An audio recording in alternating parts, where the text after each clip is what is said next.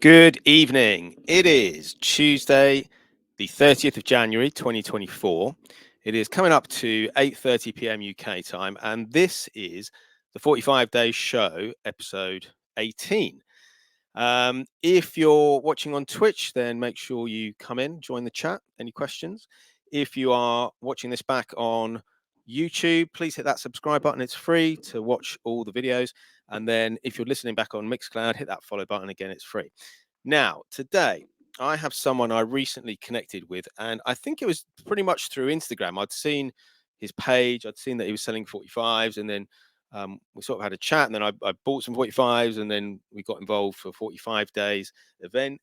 And I thought it'd be really interesting to speak to him because he told me that he used to work at Juno and with biggest importers of records. And I thought it'd be great and really interesting to find out more about all that. So without further ado, we have Adam from 45rpm.co.uk. Hi, mate. Yeah, how's it going? Are you all right? All good, thank you. Yeah, thank you for giving up your time and sort of coming in. No, I'm pleasure. going to say hello to Shoestring Sound, who was a guest the other week on our mental health talk show. So hi, Shoestring, and one of our moderators here as well. So yeah, we'll go through how we sort of met and stuff as we go through. But with all my guests, I always like to find out who got this music passion inside of them, and from a young age. So for you, was it brothers, sisters, friends, parents? Who first really got you into music? I don't know is the answer. I grew up in Birmingham. I remember the first record I bought, but I actually got a record through the post Right. before I actually bought a record, which not many people can say that. So my neighbour, well, he was two doors down, was a guy called Rankin Roger. Right. Okay. From the beat, right? Yep. Of course. Yeah. And we're talking late. I stayed in the same house as I was growing up, and probably I think the beat were around early 80s, weren't they? So I think the first record I actually received through the post was Mirror in the Bathroom. And it came in a mailer with a note saying, "Dear Adam and Stuart, who's my brother, I'm in America. We're doing really well. I promised I'd send you some of our records. Here's the first one." And wow. he kept doing that. So That's we amazing.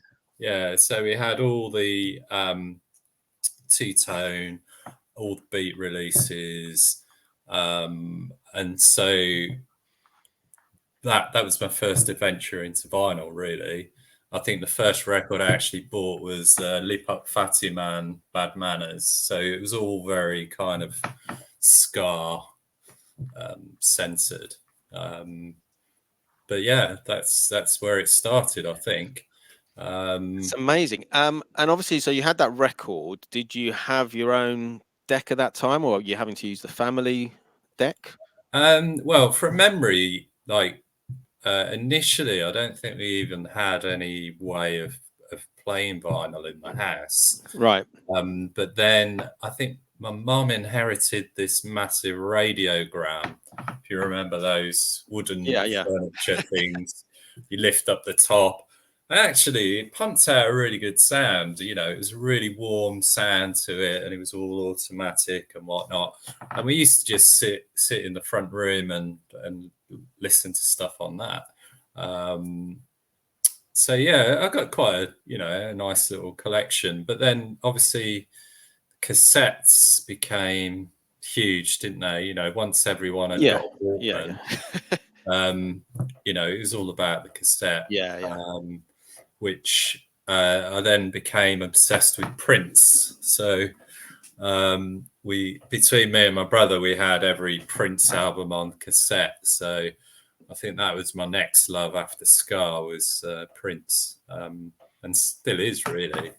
It's timeless. Yeah, I mean, there's lots of Prince raid trains on Twitch, which they just play Prince music. So it's amazing the impact he's had on so many people's lives and so many DJs. I think it's just it's impressive. Yeah. I think there was a new cover released yesterday. Beverly Knight's done a cover of, I mean, it's not particularly very good, but it just goes to show that he's still very much at the forefront, isn't he? He definitely is. He definitely is. And yeah, as Shoestring says, Prince possibly the most played artist on Twitch. I would. Oh wow. Yeah, I'd agree. I'd agree. There's so I much. should get on Twitch more often then. Yeah. Well, there's whole trains where they just play Prince music. Cool. Okay, so when did there come a point when you started then buying records? So 16, we had the choice of I was going to go out. So what do? You've either got an indie club, Yeah. like a Ritzy, where you have to wear a shirt and a tie. Yeah, Or that's right. Yeah. Yeah. So the first club I went to was a Ritzy. I think I was 15 or something ridiculous, with a shirt and a tie on and shoes and the school trousers on. It looked ridiculous. And then a mate took me to a night which was done by Flying Records, and they were visiting Birmingham like once a month or whatever. Right. And it was, I don't know what year it was, like probably 1990 or 91. And yeah, I heard house music for the first time, and I was just like, wow, and it wasn't, the sets in those days, it wasn't just house music, they would play Prince, or obviously Primal Scream was huge as well. So it was a bit of a mixture of stuff, but it just blew me away. And that's really what got me into music in a big way. And and it's amazing that so much of that at the time came directly from the UK, isn't it? Like the house music and sort of rave and like you say, Primal Scream and all these artists. It was pretty uniquely British at that time, wasn't it?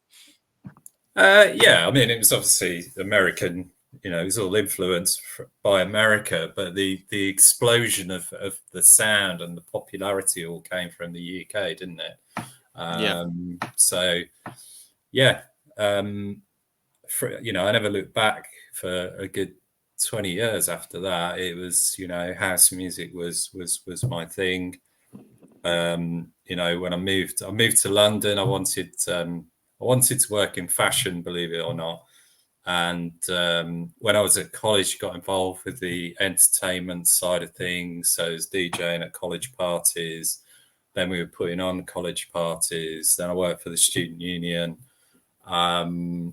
And so, yeah, DJ'd at loads of college parties in pretty much every club in London for a good 2 to 3 years. And that's what really, that was it then. I didn't want to work in the fashion industry. I wanted to work in the music industry. And so what years are we talking about then? You said you're about sort of 3 years.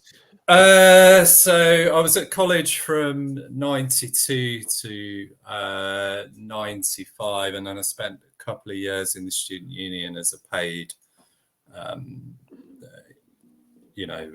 what should we call it?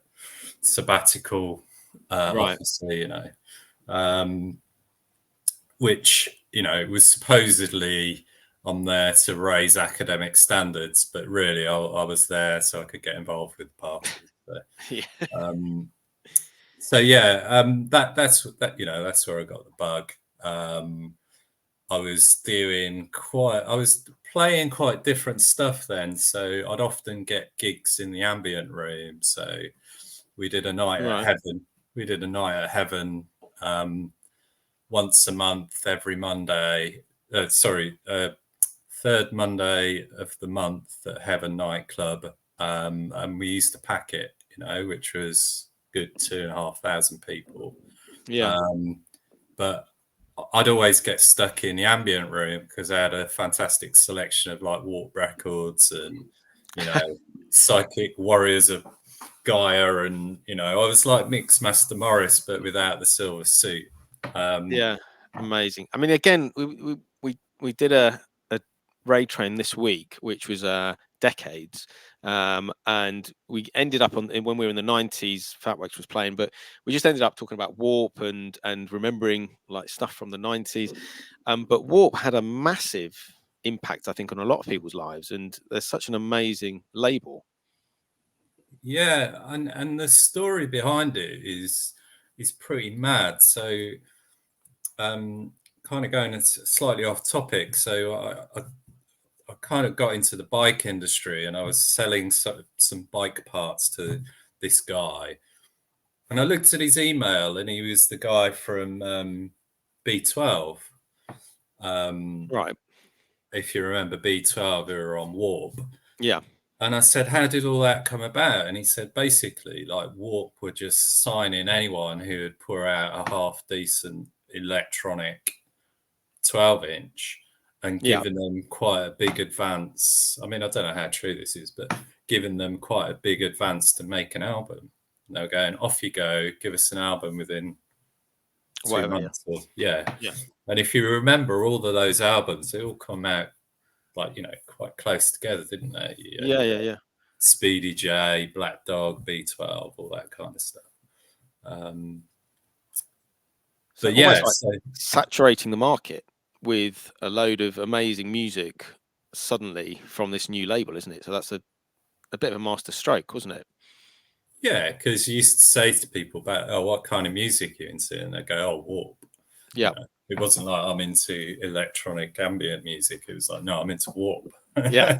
Because they basically put out 99% of all that music anyway. So, yeah. Yeah, I kind of got bored of the ambient stuff. I wanted to be the headliner, I wanted to play the room, and I ended up, going down the route of US house and playing all the big rooms in the big clubs and stuff like that. Just because I thought it was more sexy to do so than to stand there pretending to beat mix a record that didn't actually have any beats in it. Yeah, it's two very different vibes in those rooms, isn't it? Yeah. One's very chilled and the other's like just sort of euphoric and dancing, isn't it? So yeah. So that must have been a lot of fun and you did that for how long? Well, for the duration I was in London as a student and then in the student union. So when that finished, I'd got no money and I had to go back to Birmingham. So it was almost like starting again because I had no, other than mates, I had no contacts. So I'd got no gigs, no nothing.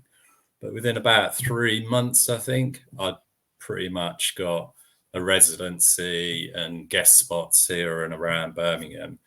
And then I was there for about 1.5 years before I moved back to London. And I think by the time I'd left Birmingham, like sometimes I'd have 3 gigs in one night. It was a really good time to DJ. Everywhere had a DJ. There was after hour clubs. You could DJ at 9 o'clock on a Sunday morning somewhere if you wanted to. It was stuff everywhere. And that's, I think, really where I thought that my skill as a DJ really, having a residency where you're DJing 3 to 4 nights a week, just really helped me understand actually what it was all about, rather than just rocking up with a load of new records. Yeah, definitely. Amazing. We're going to say hello to Double P, who's just arrived. So welcome in, Double P. Cool. So you mentioned, obviously, when we sort of spoken before the show, that you ended up working with one, I think, the biggest importers of records at one stage. Yeah, so I wrote to everybody basically when I was living in Birmingham. I wrote to everybody many, many times to try and get a job in the music industry, and I wasn't bothered what it was as long as it was loosely related to the stuff I was into. So some kind of dance music.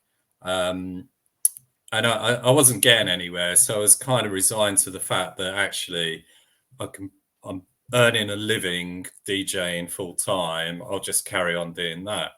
But I really wasn't happy in Birmingham. I wanted to be in London.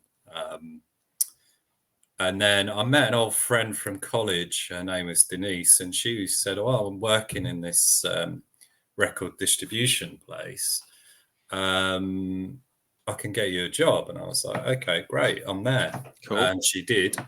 And it was called Greyhound Records. Now, they made their money from basically importing Roy Ayers albums. Right. Okay. US copies of Roy Ayers albums, basically from the States, and selling them into London stores. One of the guys was the owner of City Sounds, if you remember City Sounds in London, which was started off as a really credible soul shop, and then in the latter years it was more of a house music shop.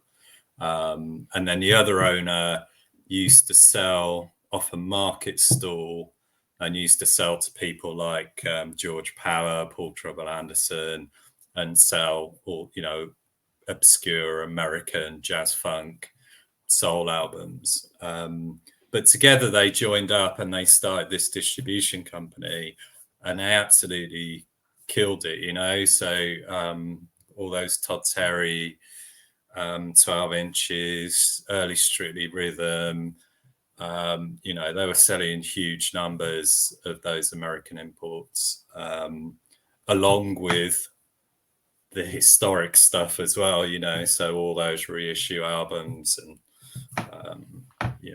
they also had a rock department, so their rock department used to have some interesting stuff. So when I went to work there, I was basically selling 12 inches, predominantly house 12 inches, into Soho stores. So, Black Market, Uptown.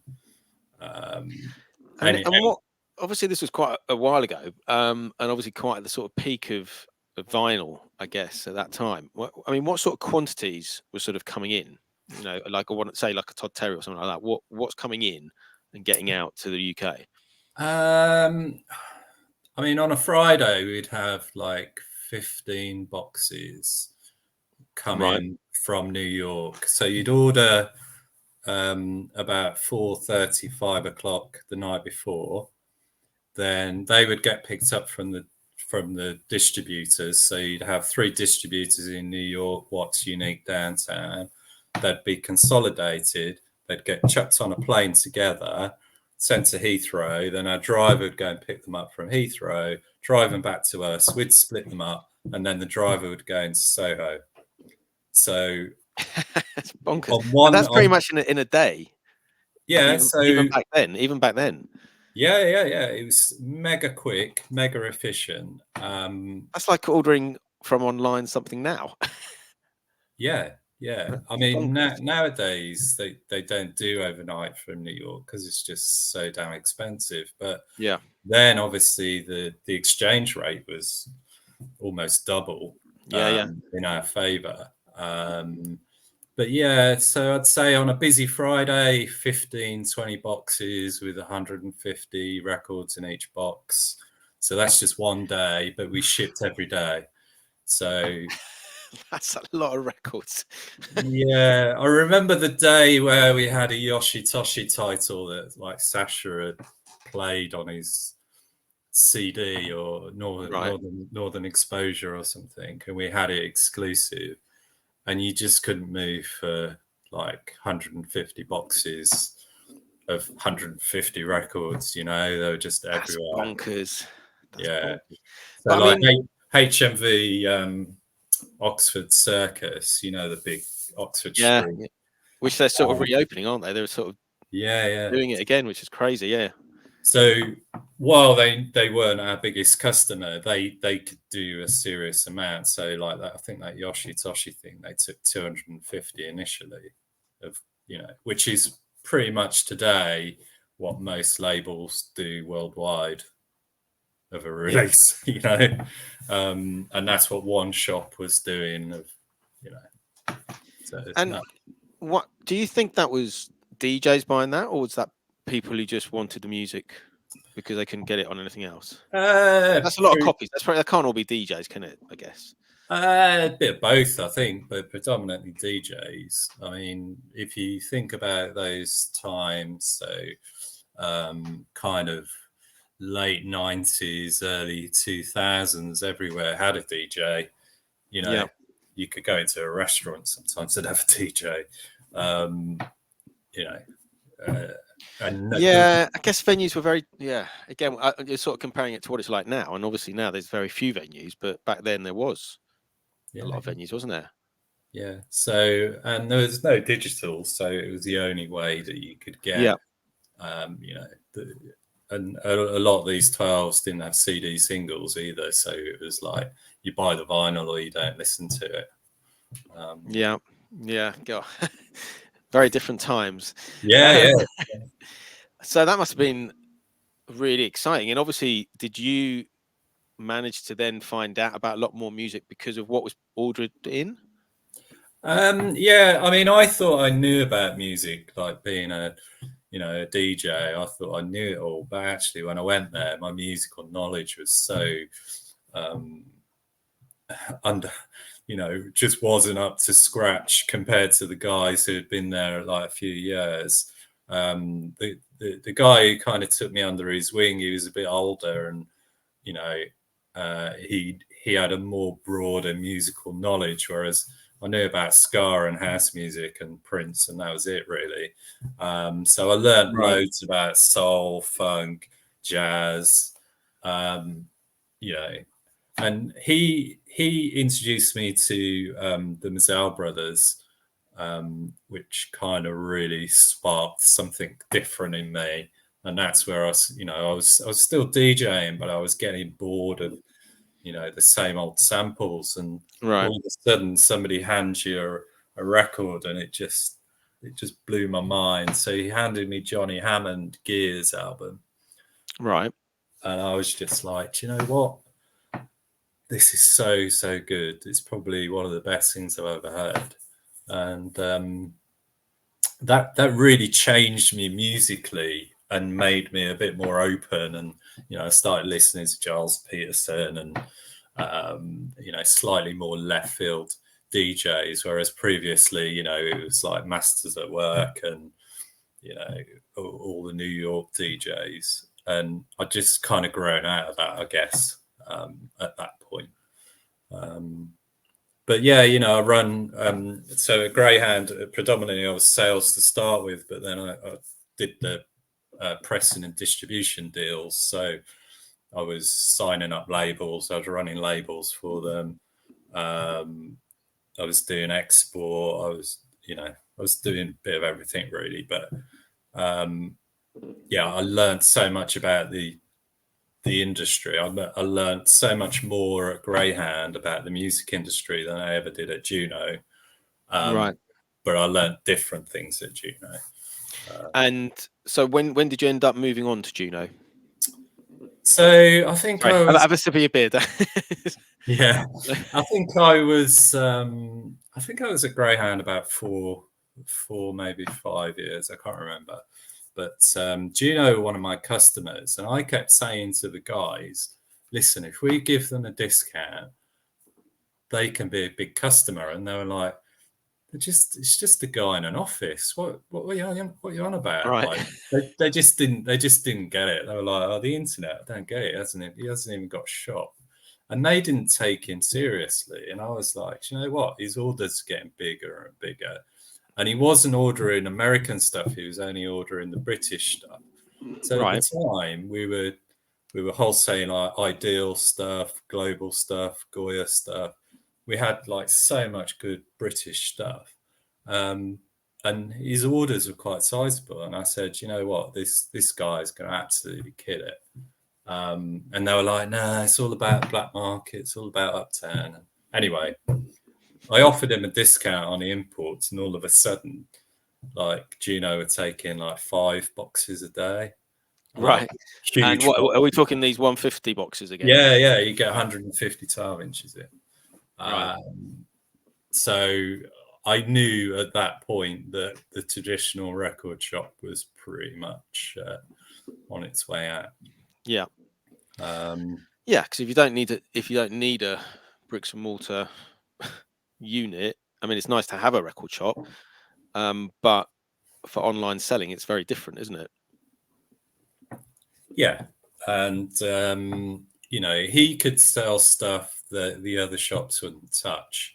So it was quite good from a distributor's point of view, because you knew that you could definitely sell at least 2 of everything to Juno.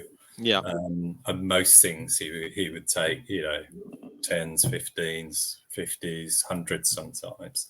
So yeah, whereas the other shops, they had their style, and they would stick to that style.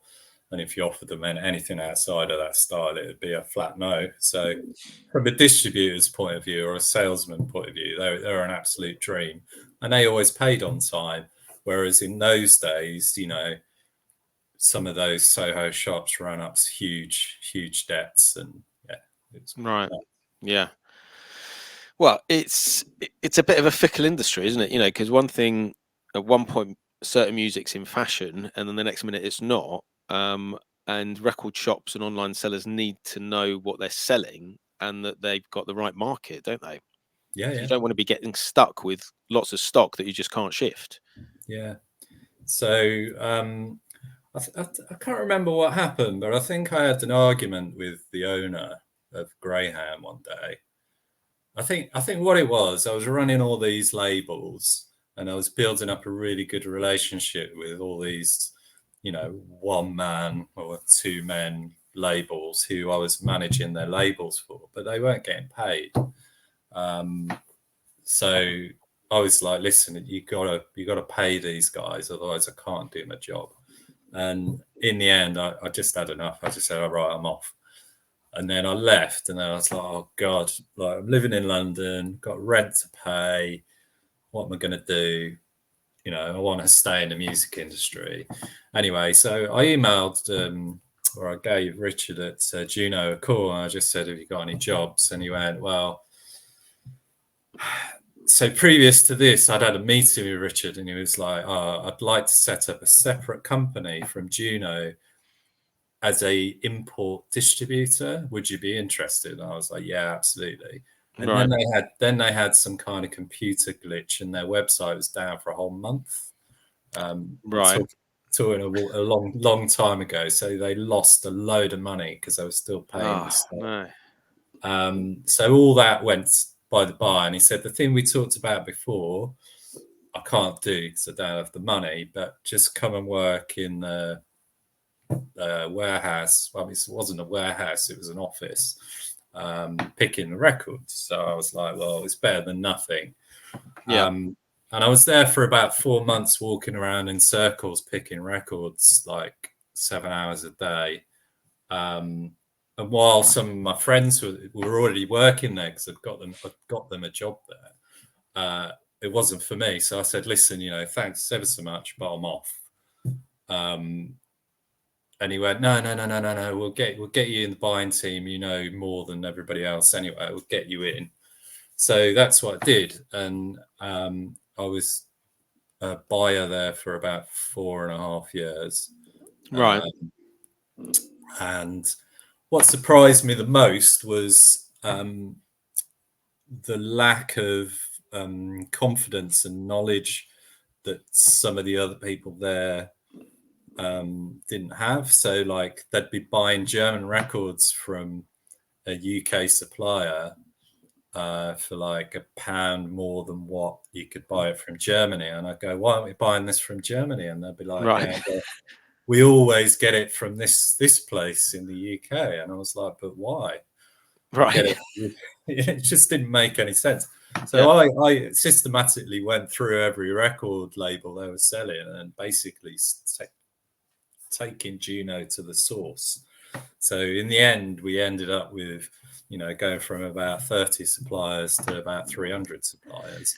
Because then you were going straight to the labels directly. Yeah, so we'd Yeah. ship records from San Francisco, we'd ship records from, wherever. And while, even with the extra additional shipping costs, because of the purchasing power and everything being consolidated, especially from the States, you just get everybody to ship to your freight forwarder in New York. And, you'd have massive shipments come every day from the States, but it would be coming from like 50 sources. Yeah, I mean, yeah, that makes sense, doesn't it? You Yeah. get all the labels shipped to one place. It's all put in one freight container, and then come. Yeah. And how often were those coming in? Those containers, Every day.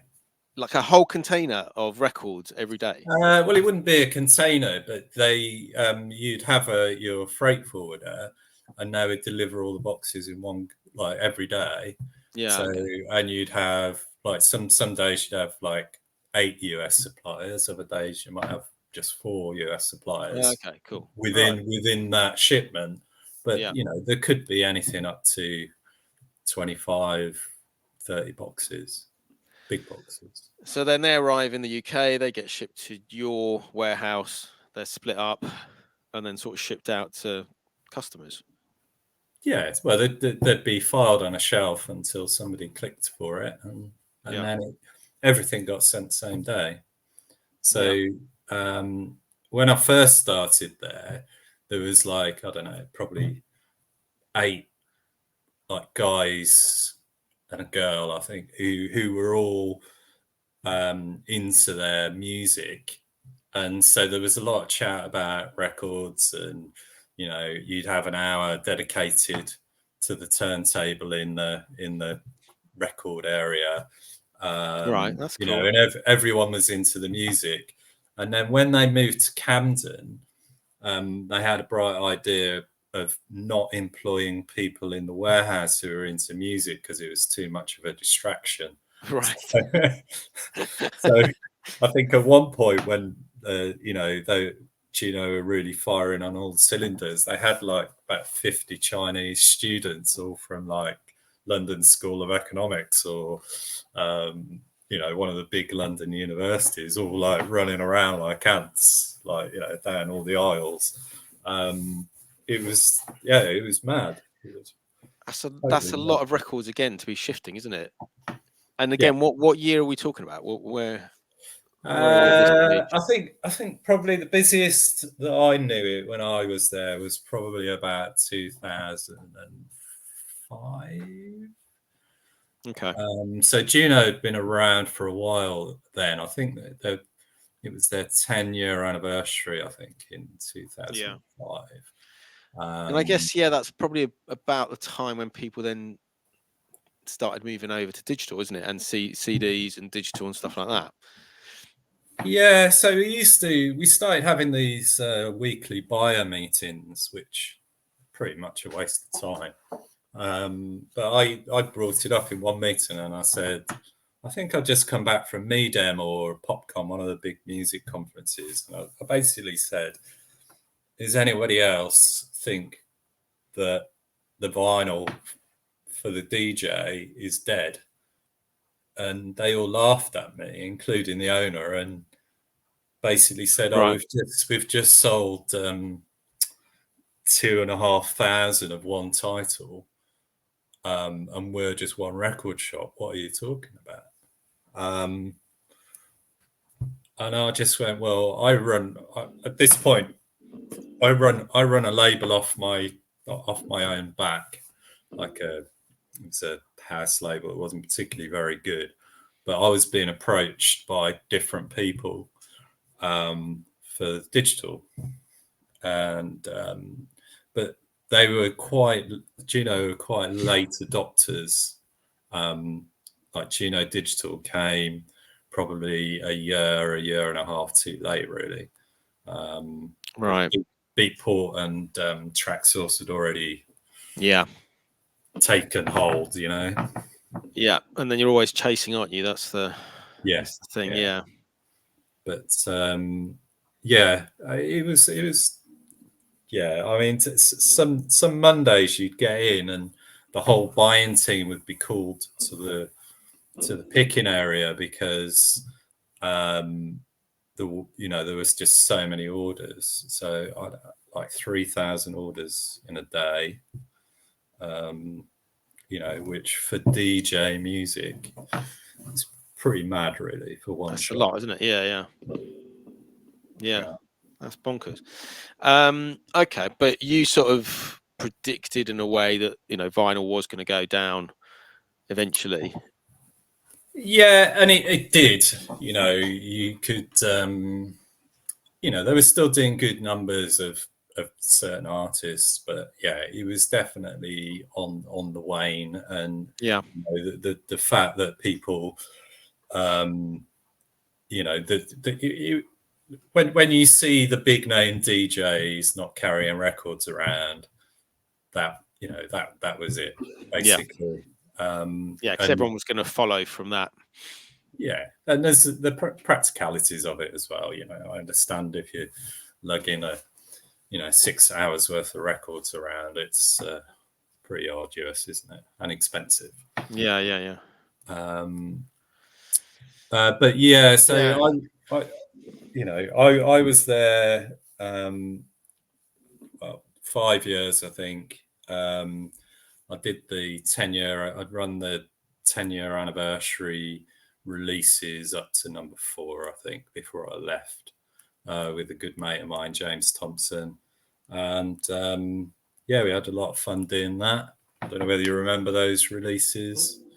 I don't know. I don't think I wasn't buying vinyl at all, or sort of stuff at that sort of time. A little bit, but not huge amounts.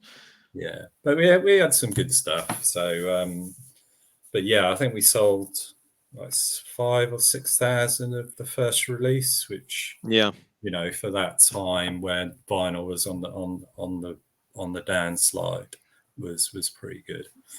Yeah. I guess it's also still, and would have then been a bit of an addiction, and people not wanting to sort of let go of a format as well. I guess if people suss that this might be the end of records, that perhaps that encouraged them to buy them, to have them. Do you think that was part of it as well, maybe towards the end? Yeah, for sure. Yeah. I got offered a couple of times to go and work in digital departments, and it just didn't interest me. And as a DJ, it didn't interest me to go digital either. I think I had a residency at the time, and they'd install CDJs, and I didn't even switch them on once, for a good year after they were there. So yeah, for me, it kind of spoilt it a little bit, the introduction of digital, because it also meant that actually my future earning capacity was being diminished before my eyes, because I knew there was no chance of any progression to anywhere other than a digital company or a digital department somewhere. Yeah, and that just didn't interest you at all at the time. No, because it's all about spreadsheets, isn't it? And if you ask somebody who works for a digital music company whether they actually get the time to listen to anything, they'll probably tell you no, because it's all about moving data and I mean, that was one thing I wasn't particularly keen about Juno, is it was a bit more like an office environment. You'd be sitting at a computer, and whereas Greyhound, you'd have DJs popping in, and you'd always have records on at full blast and stuff, whereas Juno was a bit more subdued and a bit officey like. I suppose it's a business, and their business is just shifting records from one place to the next place, isn't it? Yeah, I know. It doesn't really matter what it is, Yeah, and they were brilliant at it. They absolutely killed it for a lot of small shops. Nobody could compete. Yeah, and they're still going. We still all, I think a lot of us still use them, which is good that they've sort of managed to come the other side of it. So when did you leave Juno? 2007 or 2008, I think. Okay, and you went on to then do what? Basically, I started my own bike company. So Right. I decided to start bike brand. I was into cycling in a big way, road cycling. I did that for 10 years. Brexit put an end to that, unfortunately. So we won't talk any more about that. Yeah, that must be gutting. And Yeah. yeah, Yeah. and then I freelanced as a biomechanic, so basically helping fat lads sit comfortably on their expensive racing bike, Right. or athletes, triathletes, getting them into position. But I was traveling up to London, and I live on the south coast, and I just had enough, and I'd had 2 years of COVID, obviously. Yeah. I mean, Um, tell us about COVID then. How did that impact on what you were doing at that time? well, I couldn't work because part of my biomechanics, I'd have to touch people. Right. So, we'd put 3D markers on them, or, we'd be checking their flexibility and stuff like that. So I just couldn't do my job safely or I wasn't allowed to do my job safely during COVID times. So I was self-employed, so I had a little bit of help from the government, but Right. I think 1 year I earned £6,000 in that year. It's not. It's just Yeah. heartbreaking, isn't it? Yeah. I mean, it was Yeah. just because on top of the financial issues, there was obviously the health issues, and everyone's constantly thinking, am I going to get it? Am I going to be all right? Am I not going to be all right? So yeah, that was a difficult time. But obviously we got through it. So where did you end up after COVID? Well, I went back to the bike fitting, but I worked at various different places, and some of the businesses were still struggling after COVID. I mean, the bike industry was one of the big winners in general, Yeah. because they sold a hell of a lot more bikes than they would have done Yeah. normally, because all of a sudden everyone had all this spare time. Yeah. Yeah. Um, And they could but only exercise. yeah, but from what I did, it was just on its, it just wasn't viable anymore. So I decided to stop traveling to London, and then I was like, right, I'm going to get a job, and I'm going to get a job that is related to something that I don't have a passion for. So it's not cycling, it's not music, and I couldn't find anything that I was willing to do. And my wife suggested, well, why don't I get back into records again? And I just said yes on a whim. Right. And I think about 3 or 4 weeks later, I had a website, and then launched it. So I think from conception to being open for business, it was probably about a month and a half. Amazing. Had you been helped? Obviously, you'd had your bike brand before that. Had that helped because you'd had the experience of setting that up? Yeah, because I had a website. Well, I had a couple of websites during that time of the bike business, and I'd had experience of running a business. Not, obviously not successful in the end, but I managed to stay in business for 10 years. Yeah. But yeah, I mean, all the things I was worried about when starting, 45 RPM, actually, I'd needn't have worried about. I was worrying about, postal collections and making sure that I could get stuff out on time. All of that actually is all the easy stuff. The things that are the challenges are, well, the main challenge that I get frustrated about is finding enough music that I actually think is worthy of putting up on the website. Okay. Um, What's your criteria then? What? well, originally I had this idea, and I was like, right, I'm only going to sell 45s. Okay. I was bang into my funk 45s, jazz 45s, soul 45s. And then I quickly realized within a couple of weeks, I'm only ever going to have about 3 or 4 releases a week if I stick to that. Right. And yeah, I was quite surprised. I mean, obviously, I'd been out the game for almost 15 years. And, previous, going back the 15 years, there were a hell of a lot more Funk 45s knocking around. And I just thought I was just missing them because I wasn't necessarily buying records all the time. Okay. And yet, when I started getting the lists through, I was like, well, where's all the good music? And I think what I found was there is good music out there, but it's all over the place, and quite a lot of it doesn't have distribution. So it's often a one-man band in Texas, Right. and then you're like, well, I could probably sell 5, I might sell 10, but whether it's 5 or 10, it's still not worth shipping it from Texas.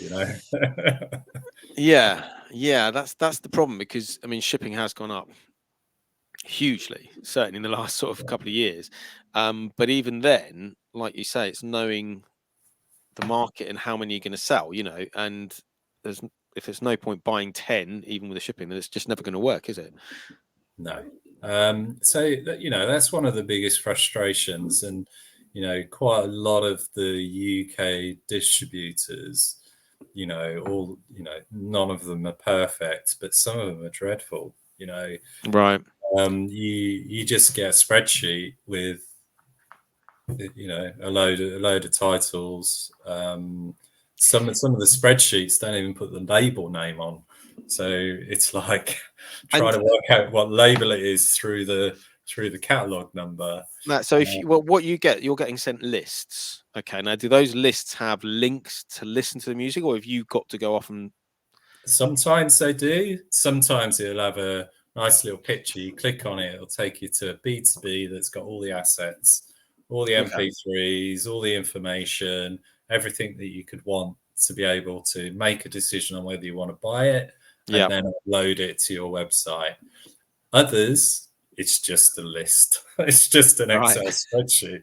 So you're thinking, right, I've got £700 this week to buy music. Yeah. And on Monday morning, I get offered, on average, probably about 300 titles that are singles, say. So that Right. includes 12 inches, 7 inches, 10 inches, whatever. Then out of that, I'm trying to sometimes they don't even say what genre it is. Right. Yeah. So I I mean spend that. hours on a Monday morning going, right, don't know that label, don't know that hasn't even got a label next to it. I'll just skip through that until I see something that I recognize. And then Yeah. sometimes you go to the distributor. I'm really interested in this title, but it could be a really big seller for me. Do you have an MP3? Yeah. No. I'll ask the label, and then like a week later, after it's already come out, they send you a link to YouTube or something. And Right. I'm just thinking, crikey, it's 2024 now. You're And selling music. You need to be able to hear what it is before you're going to buy it, and you need to make exactly, your purchaser as easy a possible a job to make a decision as to whether they're going to buy it or not. That's yeah, just crazy. it is crazy. You wouldn't go onto Juno and buy a record that didn't have sound files on, would No, you? No. no. I So mean, you wouldn't even like, for example, Discogs. If there's no thing, I will go off and try and find a YouTube or something just to have some sort of idea of what I'm buying. yeah, So yeah, for which is labels, okay if you're in the market for like 3 or 4 titles, but yeah, but not on a when you're. Monday morning where you're looking to buy like 10 or 15 titles in bulk, Yeah, it's sometimes quite soul destroying. You're like, well, I've just spent 3 hours and I can only find 2 records that I would actually buy myself. It's yeah. like, it's nuts. So Tony T2 Funk's Regulate records, and he says One Nation asked for a proper write-up and clips from them in a certain format. So that's one of the distributors, isn't it? I think One Nation. Yeah, so One Nation are predominantly an exporter, and I used to sell to them when I was at Greyhound back in the day, and they're nice guys. As a UK shop, I can buy from them, but they want a chunk of money up front, quite a big chunk of money up front. And they do more or less get some of the things that fall through the gaps, but they're also they add their bit on, so it's Yeah. not like it's not like buying from a UK distributor. It's like a UK distributor's price plus their chunk, which Yeah. isn't necessarily their fault, but from a business of my ilk, it makes it a little bit tricky because Yeah. it makes me look expensive against Juno or people like that. I mean, is that your competition? Do people sort of see what you've got and then go and research, do you think? Or do you have big customers who are like supportive and will stick with you?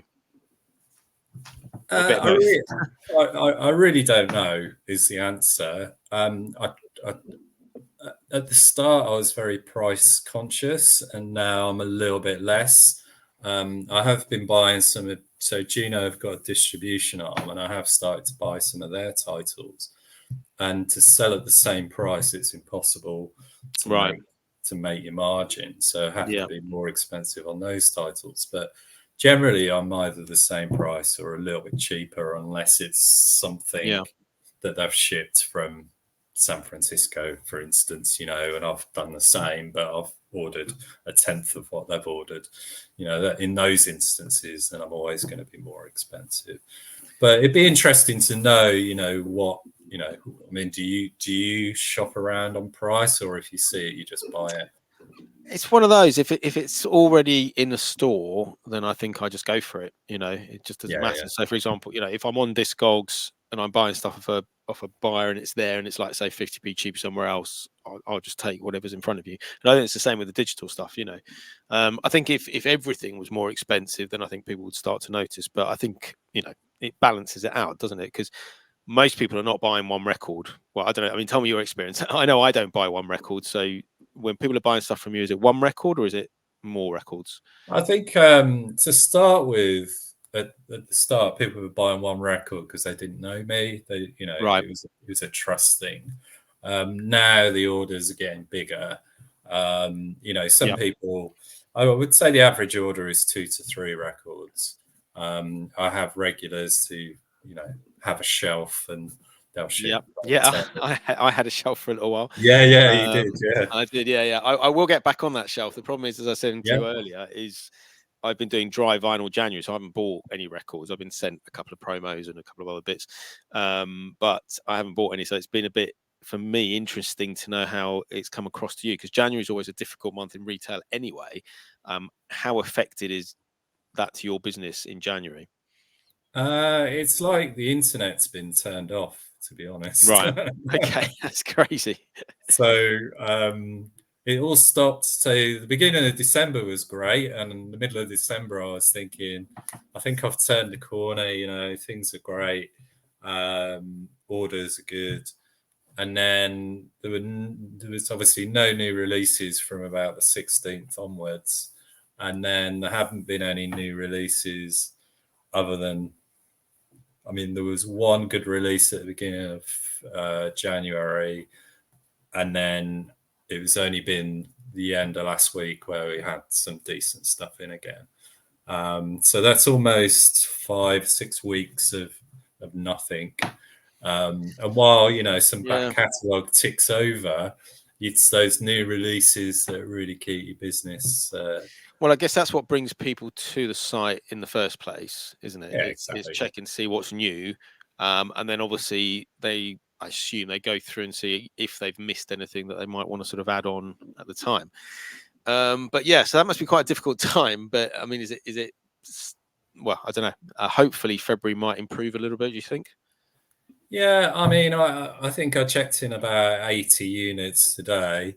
I'm hoping that most of those were decent releases that would normally sell quite well. So I'm hoping People will get paid. Maybe tomorrow would be the last day of the month.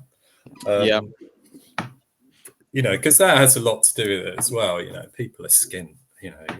Probably Yeah. records in January, but probably the last thing on their mind. I don't know, but it's an interesting one. I was talking to Ewan at Rarekind about this, and we were talking about cost of living and people having difficulties, and I think part of us as record addicts is that we will always find a way to get records somehow. It's like one of the last things to go.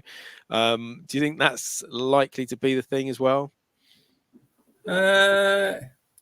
Yeah, I think we'll always put our hobbies expenditure first, but Yeah. It's ticked over. Don't get me wrong, but yeah, it's been a long 5-week haul. I think your record-free, vinyl-free January, you haven't really missed much. I don't think so. It's interesting. I've had a couple of emails and messages of people saying, "Oh, you need to get this one or you need to get that one." But again, there's only been like one or two that I've thought, "Yes, I definitely need that one."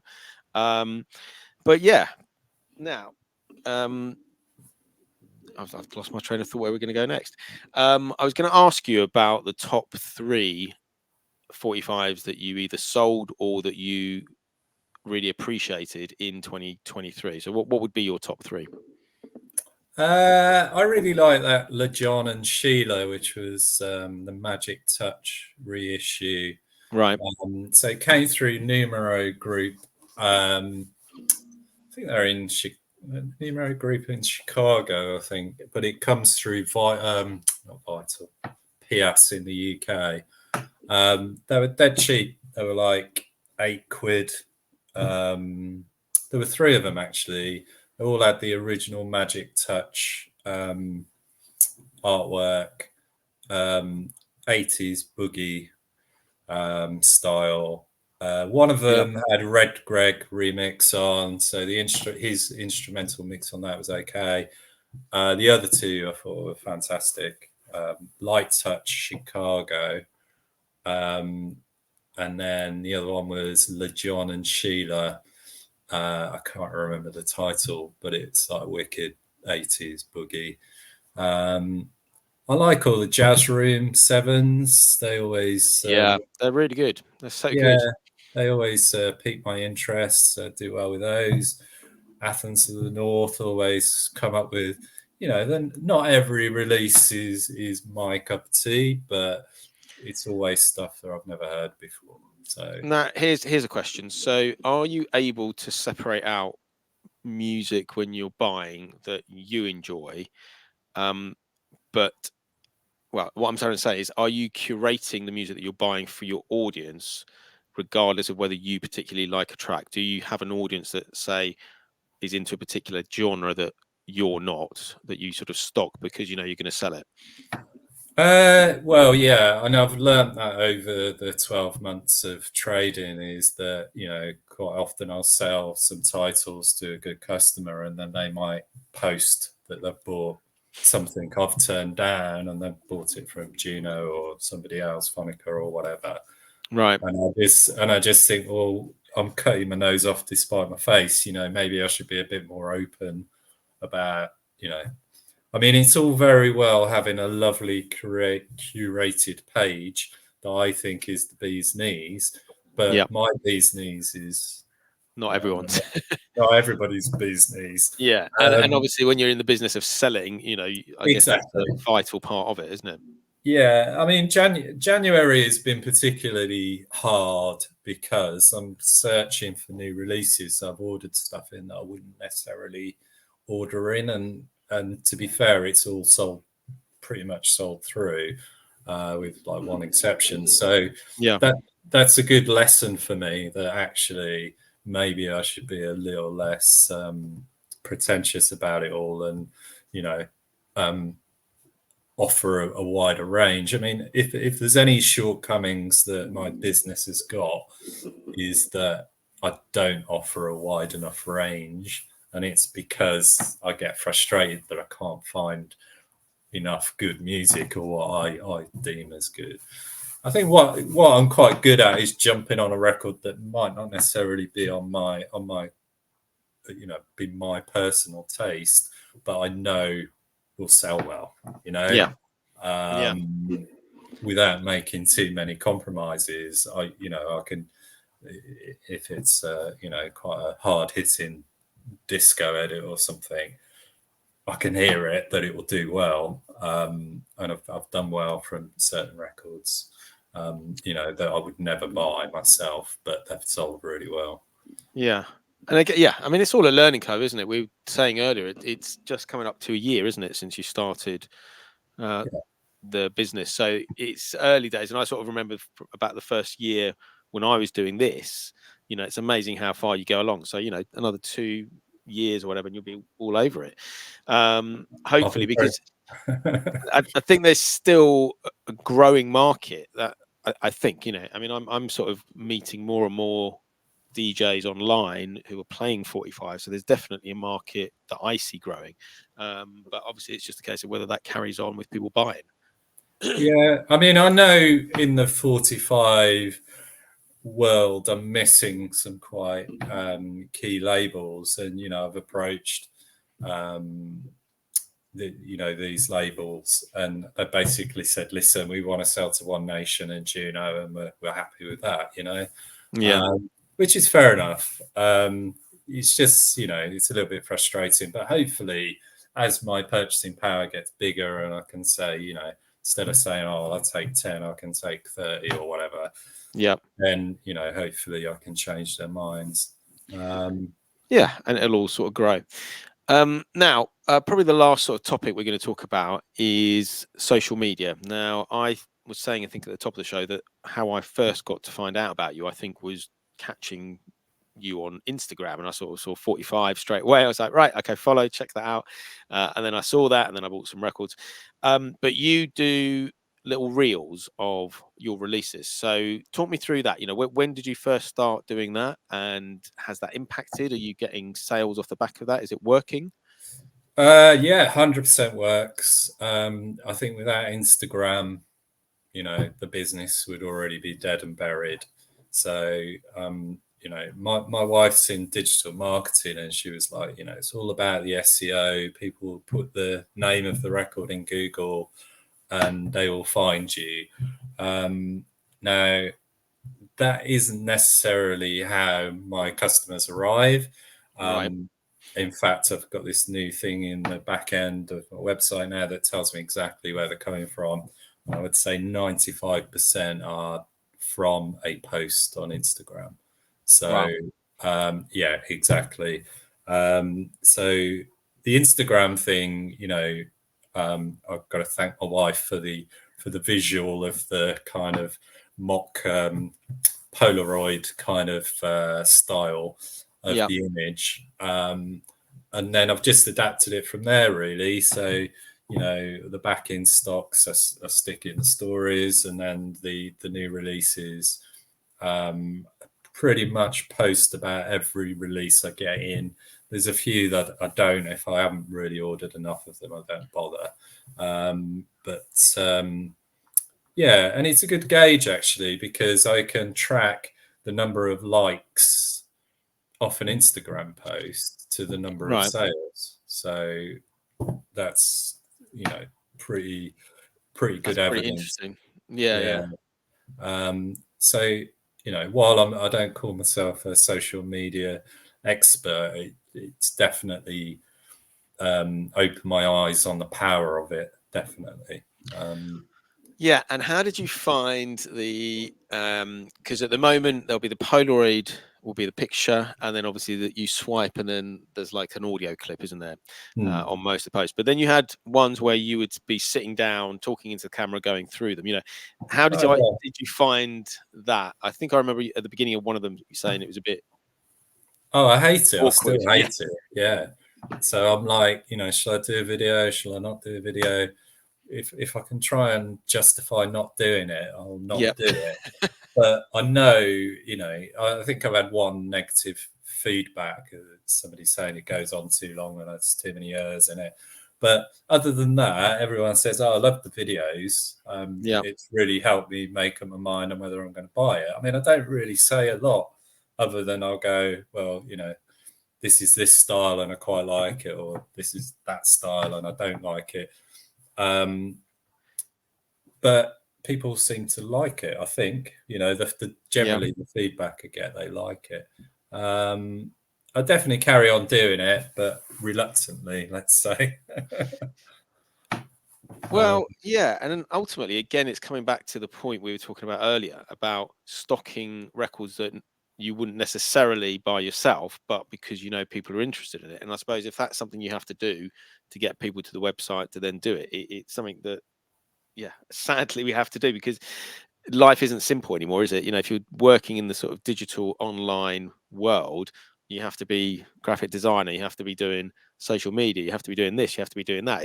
It's a lot on top of the job of you selling records and me presenting shows and DJing, isn't it? Yeah. Yeah, and I think what people like about it, and it was the kind of thing that I was a bit worried about, was essentially I'm just a guy in my house selling records, right? Which Yeah. there are probably 1,000 people doing that through Discogs.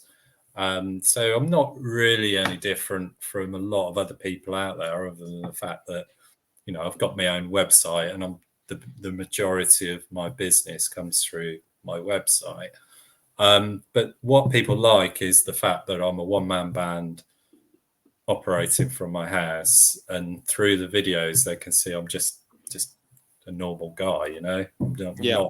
not trying to be some corporate machine. And Like, it's a little bit like when they ran things like shop local, go to your local shops and spend your money. It's a little bit like that. Obviously you're not local to them in terms of living near them, but you're local to them in terms of you've got a passion for music and a shared interest in music. So rather than giving it to a big corporation, obviously giving the money to someone who they know who's going to get the money and is going to benefit from it. yeah, exactly. And I would like to think I've built up rapport with a lot of the regular customers. I know what they're going to order now. Through what Yeah, through that's interesting. Have you got to the stage where do customers ever email you for recommendations? Yeah, so there's a couple of guys who would just say, "Oh, send me 100 quid's worth," which Okay, interesting. Yeah. I'm like, I'd rather send you like 150 quid's worth of links and then you whittle it down, Yeah. to make sure I'm on the right track. But yeah, I can pretty much identify what my regular customers will buy. But the shelf thing really helped, actually, because Yeah. what pretty much everyone says is the Royal Mail costs. It's you're buying a 12 quid or a 10 quid record, and yet you still got to pay 3 or 4 quid. I know, it's bonkers, isn't it? Yeah, so the shelf thing's really helped because they don't want Yeah. to miss out on the title, but they don't want to pay postage every time they see a title they don't want to miss out on. So, And in that sense, you are actually better than Juno, because in Juno, obviously, you can put stuff in your cart and it's there. But obviously, by the time you go to buy it, if you don't buy it immediately, it says this is now out of stock, go on a wish list and all the rest of yeah, it. And similar to Discogs, you can put it in your cart, and unless you buy it there and then it goes. So I guess for you, it gives people a chance to grab these records because there's a huge FOMO, fear of missing out, in the 45s community, definitely, that if you don't get it now, you're going to miss it, and then it's going to be flipped for twice, 3 times the price. So you're doing quite a good service there, aren't you? Giving these shelves and letting people have this stuff. yeah. I mean, from a business point of view, it's not very good because I've got like Yeah, hundreds of pounds sitting on a shelf and I'm not getting paid. But I know I'll get paid eventually. So, yeah. and I know it works. So, more every week, more and more people are having their own little shelf, and it works. It gets confusing at times, and I'm thinking, oh God, I forgot to put so, you know, because you get messages through Instagram and they go, oh, I'll take one of those. And I'm Yeah. like, yeah, no worries. And then 3 weeks later, they're going, right. I mean, I've never let anyone down, but it's been tight a few times. Yeah, and I guess that's difficult, isn't it? You know, maybe you need to somehow find a way of pressing a button on Instagram that sends a link to your stock or something. Yeah, I mean, there's all sorts of things that make my life easier, like Yeah. like Discogs, for instance, like Yeah. trying to integrate Discogs, just the accounting side of it. You know, it's such a ball ache. Yeah. And then It's keeping track of stock. If you've sold it on the website, take it off Discogs and vice versa. And yeah, you it's know. a full-time job. I It imagine. is, honestly. Like, Yeah. I have to do a stock take like pretty much every month because, you know, I've sold something on Discogs and forgot to take it off the website. But there's no way of them talking to each other, you know. Yeah. No, that's a shame. Maybe one day. Yeah. Cool. But are you still enjoying it? Are you still enjoying doing it? Listen, I love it. I think the reason why I wanted to, you know, financially it's a disaster from personal finance point of view, but for my mental health and just, you know, having some enthusiasm about something, it's been brilliant. And you know, I've met new people, and yeah, you know, doing stuff like this, it's been great. And it's got my passion back for DJing because I sold my decks. I sold probably 95% of my records back in when I left Juno. I didn't even listen to music when I left Juno for a good 5 years. Wow. I was so burnt out over it. And yeah, I've got it all back. I'm in the process of building a DJ booth, which I'll send you some pictures. Awesome. And yeah, got some gigs coming up. So yeah, I'm pretty chuffed. Double B's got a question. Actually, Double P, I can share that with you as well. Actually, Yeah. can you send him your logo so he can promote it when he streams? So yeah. So yeah, cool. I can send it to you as well, Double P. But yeah, Yeah. I but think he yeah, might have bought some records off me. yeah. He said he bought 10 off you in October. Ah, He said, thank so there you. you go. The shelf coming in. But yeah, and it's interesting really to hear what you're saying about mental health, because I think for a lot of us, certainly on Twitch, who DJ on here and are part of these shows or do it, you know, it's been a huge help to our mental health to be able to have that outlet. And obviously you're not DJing yet, you will be soon, but like you say, it's great to have had this outlet and this passion about music and be able to do something with music, not from a financial point of view, but meeting all these other people and making those new connections. I mean, that's the most important thing I think that comes out of all of this, isn't it? Yeah, and it's just some kind of way of me. You know, I think without going too deep into it, I needed some kind of somebody to say, actually, you're doing a good job. You Yeah. know, in something, whether it's work or whatever. And I feel like I'm doing a good job for some people at least. And I Yeah, think that's what it's all about. You know, it's just definitely. feeling a bit better about yourself. I think when, you know, blokes in the reach my kind of age, it's like, well, you know, there's not a lot. You know, everybody seems to start to suffer mentally because they think that's it. You know, the interesting stuff's over. Yeah, I think you've yeah, I think you've hit the nail on the head. Definitely, I think, you know, if we didn't have some sort of outlet, and it worries me about some of my friends that I've got. I sort of think, you know, I mean, I do a lot of stuff on here, but I know Mm. people who do stuff and set up little businesses. It sort of worries me the people who aren't doing stuff like this, because this is what keeps us young, certainly mentally, isn't it? Having new challenges and meeting new people and learning new skills, and it's so important to keep going, isn't it? Yeah, I mean, you know, it's just having something, you know, you know, having something to look forward to. So I look forward to a new delivery of records, for instance. Yeah, I mean, they only go straight on a shelf, but it means that I can then post about it and, you know, do my bit. And it's it makes me happy when I see that I've ordered something, people like it, and it's out the door again. You know, those are the things that are kind of keeping me going. Whereas, you know, if I was in some other job where I didn't care about the product, I had nothing in common with the customers. I don't know, they just wouldn't be the same. Just wouldn't be the same.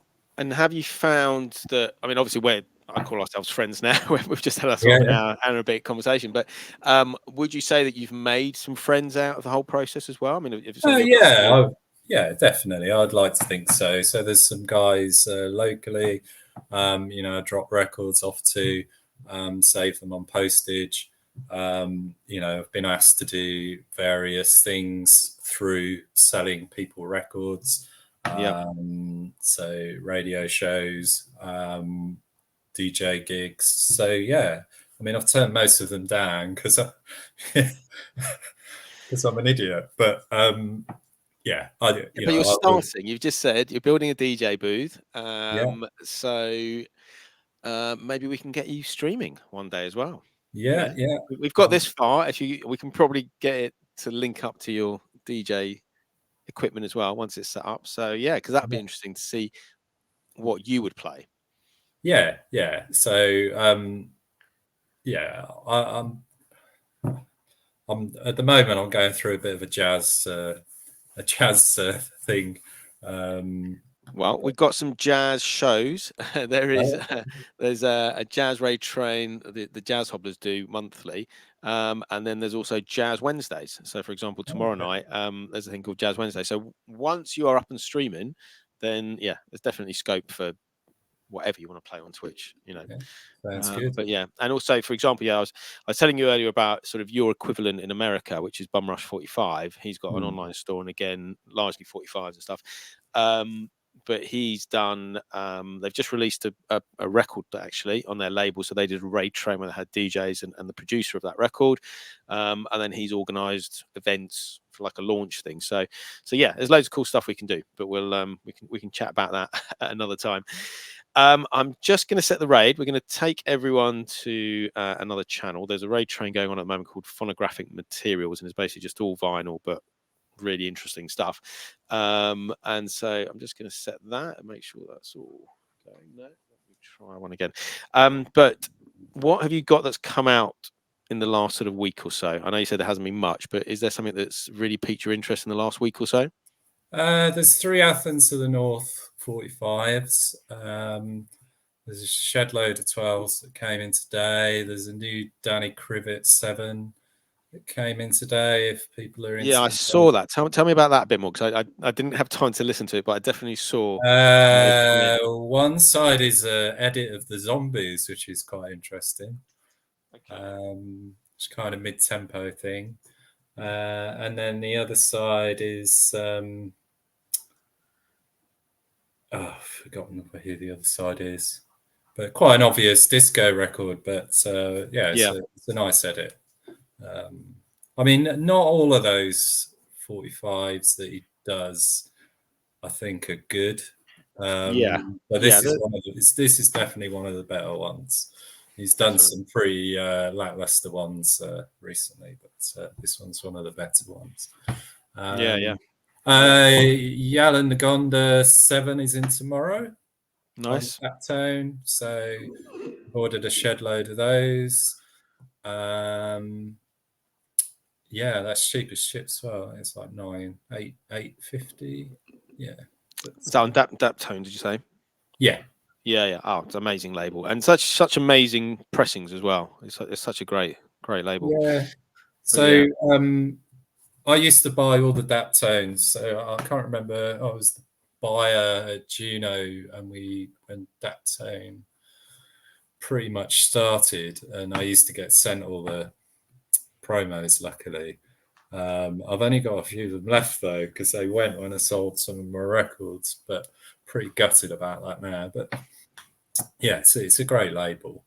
definitely. I was So, Adam, it's been amazing. If you hang on there, we'll just have a chat after the show. But yeah, Sure. thank you so much for being a guest. It's been No, really thanks interesting for talking having me. to you. I've learned a lot. I hope people have enjoyed it, and I'll speak to you in a minute. But Yeah, take care, cool. everyone. Thank you.